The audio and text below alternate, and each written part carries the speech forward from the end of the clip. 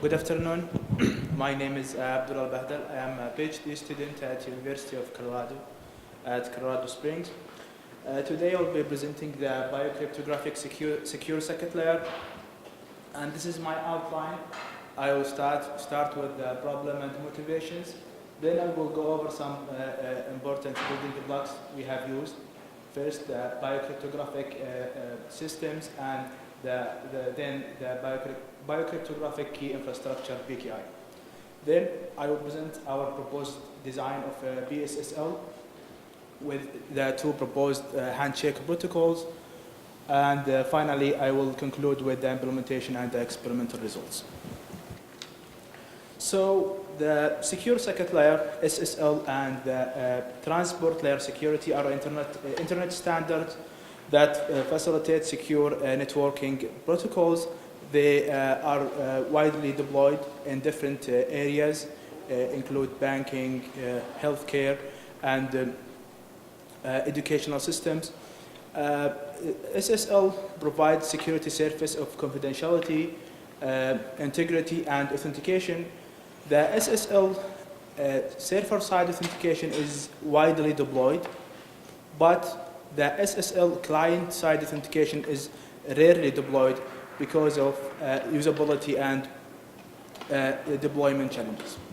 And here is an overview of the Ssl Handshake Protocol. So the client starts with initiate the protocol. The server responds with its certificate. Then the client verify the certificate and responds with a pre-master key. The pre-master key is used to generate the master key, which used to create the secure session. As we see in this figure, the server does not authenticate the client. This is even if the SSL provide this capability.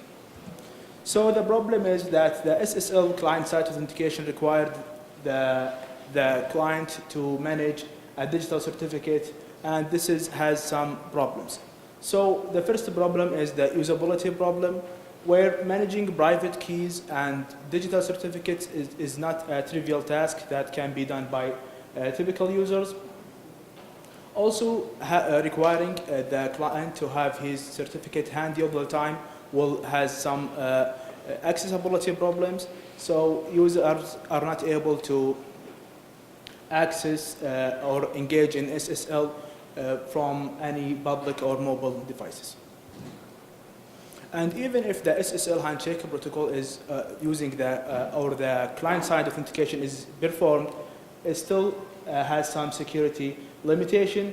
That's because the user authenticates himself using his private key, and the private key is usually protected using a password. So if it comes to password-based authentication, and which has lack of authenticity, since password can be easily given or stolen. Also, using password to protect the private keys does not provide a strong non-repudiation, which is one of the most important properties of authentication methods. Also, using password has some usability problems where users need to memorize long and complicated passwords for different systems, and then users tend to write down their passwords or use the same password among multiple systems. So in this work, we are motivated to address the mentioned usability and security problems of SSL client-side authentication, and for the solution, we propose using biometrics. So biometrics provide stronger authenticity and non-repudiation, and also biometrics can enhance the usability by not requiring the user to memorize long and complicated passwords. Also, biometric sensors are being increasingly deployed in different machines. For example, today's biggest smartphone manufacturer have started to deploy fingerprint sensors, for example, Samsung Galaxy and iPhone 5s. However, biometrics has its own problems. So one of the main challenges in using traditional biometrics is security and privacy concerns. Another problem is that some or wide range of biometric sensors are not usable for remote application because the sensor does not release any biometric signal. It just do on-chip matching and just release the matching result, which is the case for the iPhone 5S fingerprint sensor. So instead of using traditional biometric, we propose using biocryptographic techniques. In the biocryptographic techniques, it's a subfield of the privacy-enhanced biometrics. It uses both biometrics and cryptography to provide privacy-enhanced biometric authentication capabilities. Biocryptographic systems only involved sending a secure representation of biometric data, so no raw or easily invertible representation of individual biometrics is involved.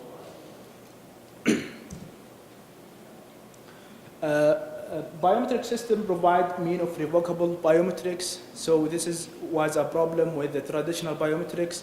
When an individual's biometrics got compromised, it cannot be used any further for authentication. So in the biocryptographic systems, the biometrics can be revoked and reissued similar to the passwords or credit card numbers.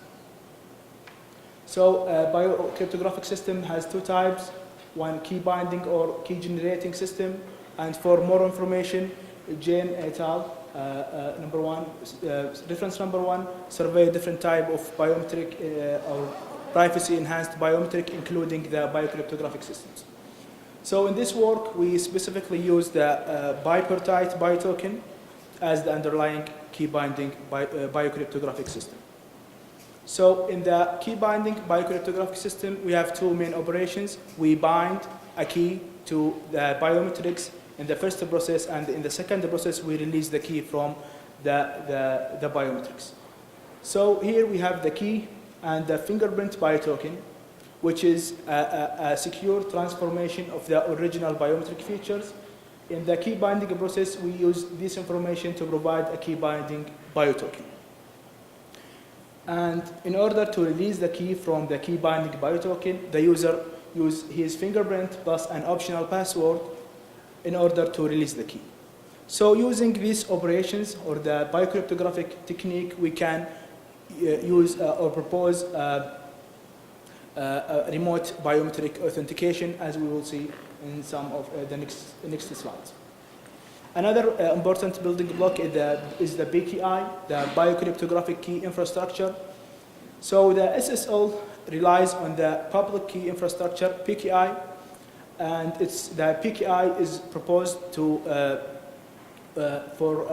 trust or enhance the trust in the key exchange and prevent man-in-the-middle attacks.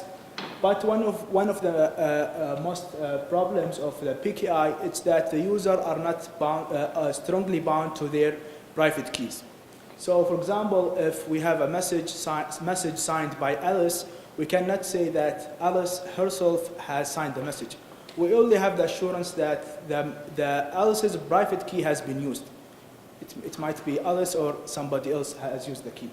So in response to this problem, the BKI was proposed to provide biometric authentication capabilities into the PKI system. So the BKI provide a mean of secure, trustworthy, and privacy-preserving remote biometric authentication. And the BKI provide two elements that can be used for remote authentication. The first element is the biocryptographic system biotoken, as we have seen in the last two figures. So the BKI certificate has a biotoken, and we can use this biotoken to do remote biometric authentication using a challenge and response authentication protocol. The second element is the BKI asymmetric biocryptographic subsystem, ABCS. And ABCS provide a biometric public and private key pair It's like the normal public and private key, with an exception is that the private key is only accessible after biometric authentication. Reference number 3 contains more information about the BKI and the ABCS. So here is the BKI certificate. It looks like normal or traditional X509 digital certificate with some additional fields. So the biotoken type indicates what biocryptography techniques have been used, or technology has been used. The biotoken data contains the biotoken itself. The biometric public key, as I have mentioned, it's normal public key, but its relevant private key only can be used after biometric authentication. The CA identity proofing extension indicates how the CA has performed the identity proofing process. Here we have the authentication protocol, remote authentication protocol that can be used using the BKI. So in this protocol, we have two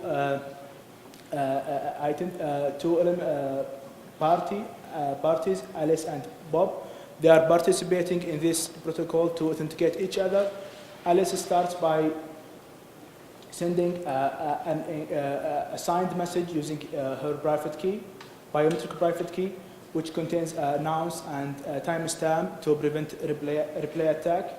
And also the message contains a cryptographic challenge, which is encrypted using biometric public key.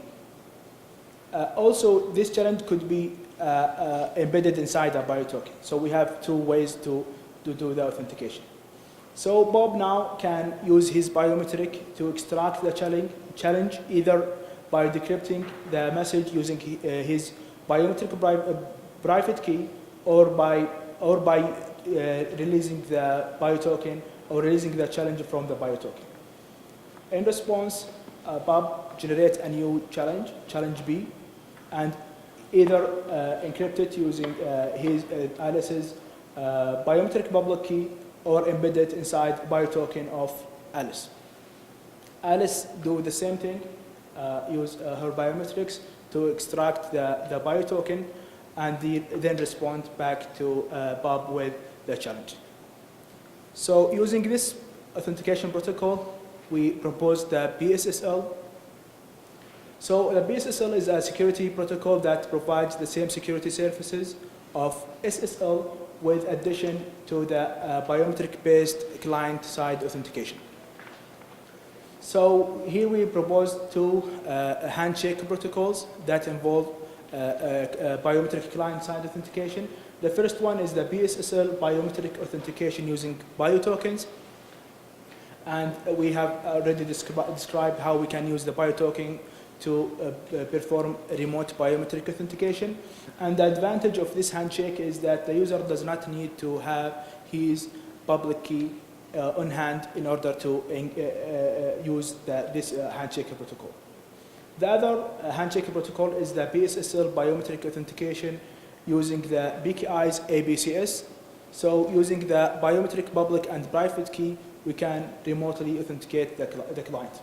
And the advantage of this protocol is that it can be deployed with minimal modifications to the current SSL handshake protocol. So here we have a figure for an overview of the handshake protocol. The client starts the protocol by sending a hello message. Then the server responds back with his certificate or its certificate. The client now sends his BKI certificate to be authenticated by the server. The server verifies the certificate and then extract either the public key, the biometric public key, or the biotoken from the certificate, and create a new cryptographic random challenge and embed it in or encrypt it using the biometric private key or public key. So now the client gets this message and use his biometric to either decrypt the data using the biometric private key, or using his biometric and release the key from the biotoken. Now the client responds back with the challenge, and the challenge with the response to the challenge. The server now verify the response, and both parties can start a secure session. Here we have, I ran out of time. Here is how the handshake protocol using biotokens look like. If you are familiar with the Ssl Handshake Protocol, it's pretty similar with some little modifications. So instead of sending a normal message certificate, we use the PKI certificate. Then the the server send the biometric challenge message, which contains the challenge. The client can use his biometric to extract the response, or the challenge and response back using the biometric challenge response. The other handshake protocol is using the PKI's ABCS. It's very, very similar to the SSL, with the exception the PKI certificate is used instead of using normal certificate. Another difference is that the certificate verify message it's usually signed by the client private key. Here we use the biometric private key instead of the normal private key. So for the implementation, we extended the OpenSSL implementation. Specifically, we extended the TLS 1.2 handshake protocol to support both handshake protocols. And to enhance the usability, our implementation also supports sending URLs for the certificate instead of sending the certificate URLs. And in this way, the user can access or do SSL handshake without having his private key or certificate. So for experimental result, we did 2 experiments. The first experiment aims to ensure that the time required to perform the handshake is usable and practical. And here's the specification. So here we have the time for the blue bars is for the running the client and the server in the same machine, where the red bars indicates running using a remote server. So the result shows that using the BSSL, both handshake protocols using BioToken and ABCS, introduce more overhead comparing to the SSL, but we believe that it's still usable and practical comparing to the security and usability benefits to provide. And we didn't find any one try that has exceeded 1 second limit, so still usable. And another experiment, we explore how much it takes to to send certificate URLs and the server download the certificate from other server. Here's the result. We sending the certificate or sending certificate URLs is pretty, similar. There is much of more overhead using when we send certificate URLs, but still it's usable because it enhances the usability, where the client does not need to have his certificate in hand for authentication. Here is some references, and thank you for your attention.